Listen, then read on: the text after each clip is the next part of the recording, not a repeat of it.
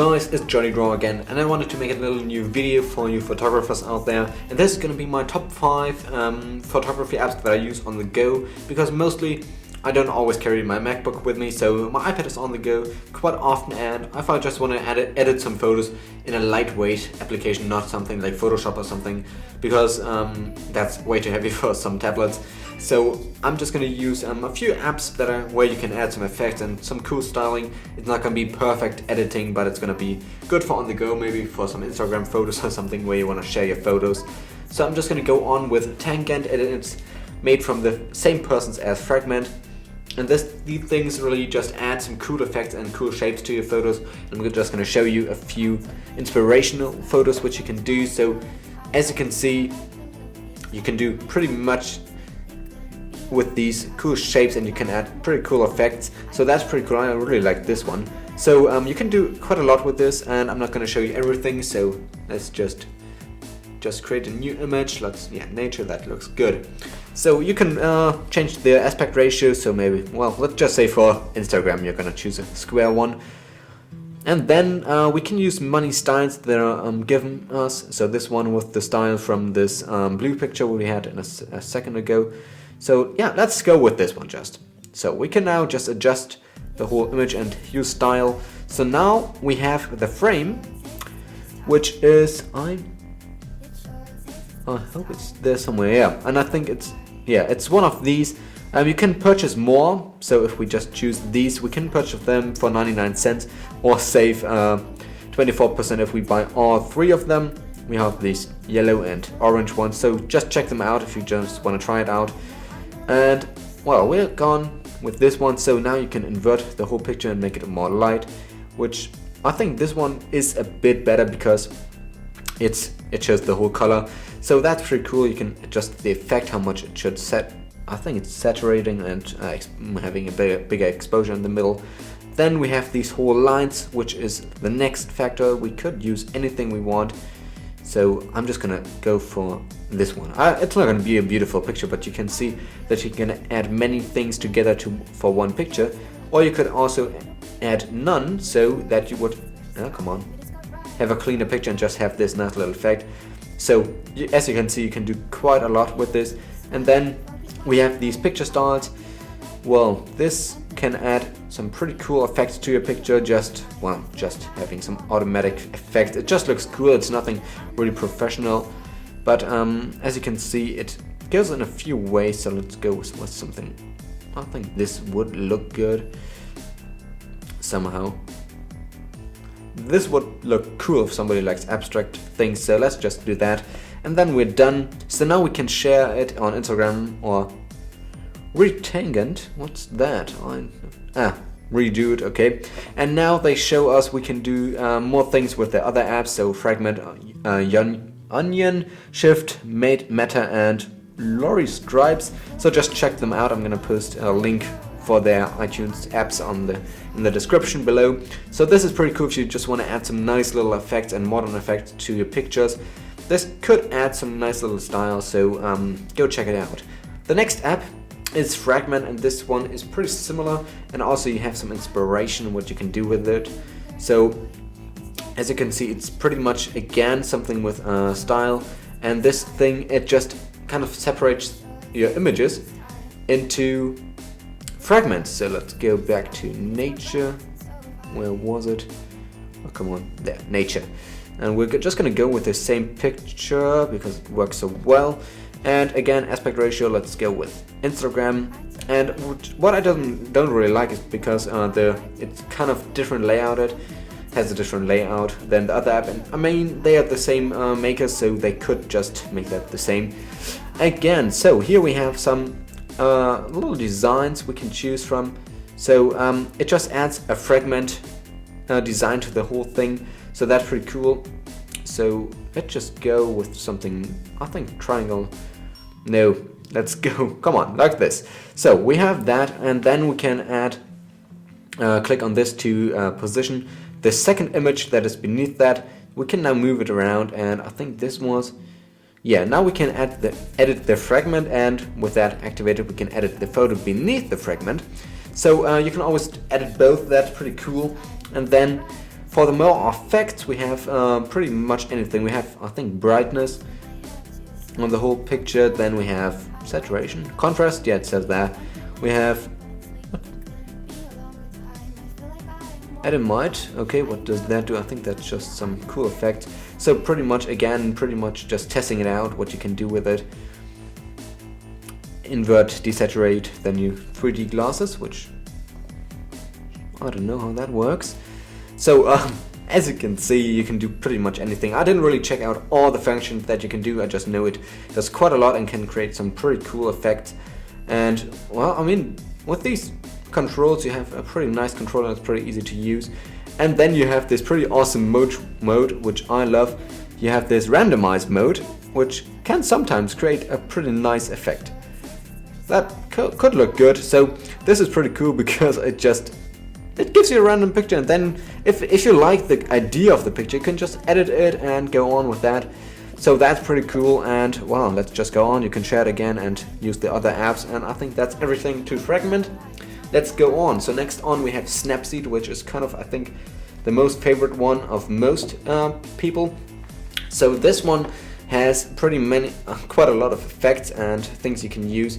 So I think we're just going to use the sample image because that is pretty cool. So I think we just, yeah, okay. So we can use autocorrect, and the menu or the navigation in this app is pretty cool because, as you can see, swipe down or up to select the enhancement, or swipe right and left to adjust it. So if we swipe to right, we adjust the correction, and if we go up or down, we can change it. So color correction now, I'm not gonna go into detail. It's not, color correction isn't doing that much right now. So, and you can also click on compare to compare the first photo, which is not doing that much. Let's change the contrast so you can see the difference. That looks pretty good in the design, and I like how this swiping goes because that's pretty accurate. So now let's go.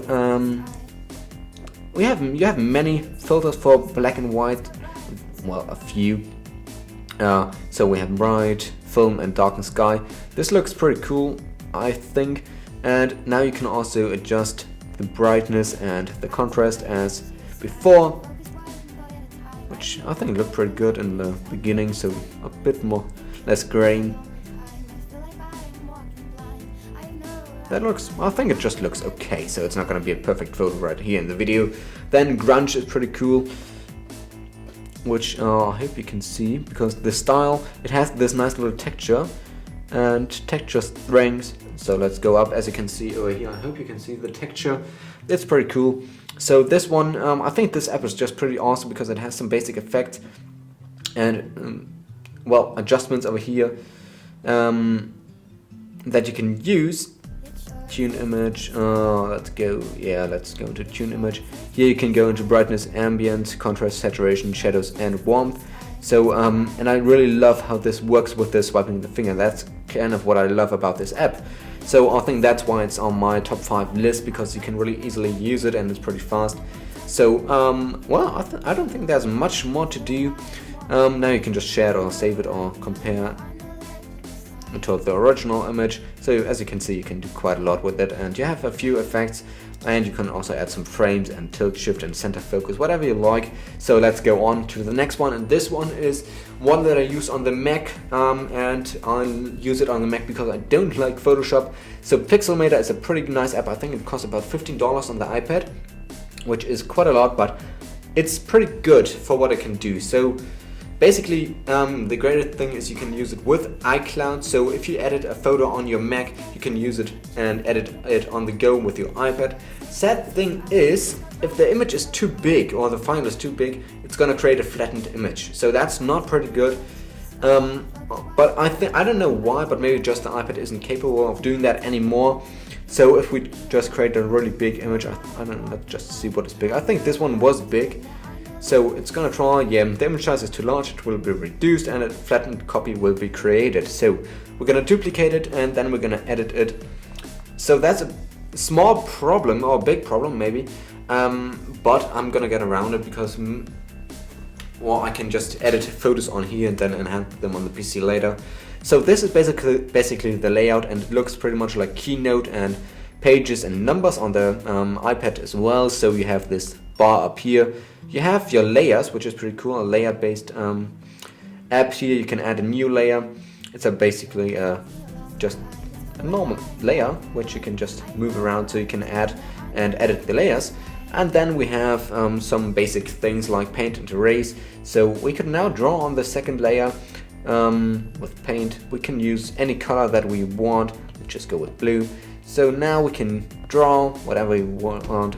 Sorry for the camera, I'm just hitting it again. And here we have some brushes, then we have some markers. So we have quite a lot, which I really love. I'm just gonna go into here. Oh, this thing just wipes away the already drawn things, so that's pretty cool, and you can use that for some smudge effects. That's pretty cool. So I know I'm saying it's cool all the time. So then you can do some retouching, and that's pretty good because you can have the repair tool, which is pretty neat, and I love it in Pixelmator, and I don't really like it in Photoshop that much. So now if we just go into the first layer, let's delete this layer, delete, and then if we just color this thing, it's gonna try to repair that. And this is a pretty nice step if you want to get rid of things. It's not always perfect, I know that, but maybe you can use it with the copy, with this other thing. I hope they have it. No, they don't have it, that you can copy pixels from one point to another and just use that on the PC. But for the iPad it works pretty well if you want to get rid of some things on your face, maybe some pimples or something, whatever you have, which you don't like. Oops, I didn't want to do that. So you can just undo that, even if it didn't really do that much. Oh, how could I? Okay, 2 fingers. So if I just want to get rid of this nice little knob over here, I'm just going to do that, and it's basically gone now. So that works pretty well, I think. So then retouching, we have adjusted the color, and this is pretty nice. You have some effects over here, which are always alright, but they're not great. But then you have levels, which is pretty awesome for anyone who uses photography apps. And this one, well, it just works like any slider that you have. Then you can change the brightness, the contrast, saturation, and your color balance, and also set a manual white balance, which is cool. Then you have the tints and the temperature. So let's make this a bit more blue. And then your curves, and I think this is pretty cool for photo editing on the go. So just by having this adjust color thing is pretty awesome. Then you can add some effects, which are just some basic effects. Miniature, you can add a miniature effect to the wheel, to the light thing. So basic things, not really important, but I think it's pretty cool to have them, and the best thing is already the adjust color. Then you can select some things via basic paint selection, magic wand, free selection, elliptical selection, and rectangular selection. So you could now just use this thing, and then you have this one selected, and let's just adjust the color in that point. So now just this selected area is gonna change, so that's pretty easy to use. Then we can add shapes pretty easily, whatever we want, we can change them later. And we can add photos, layers, if we want them to have a color, specific color, or as you can see here, a little image, you know what I mean.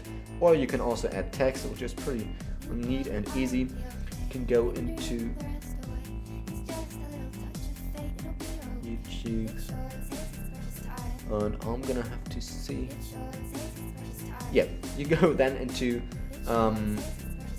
this toolbar over there, and because you're selecting text, it's gonna go into the text menu.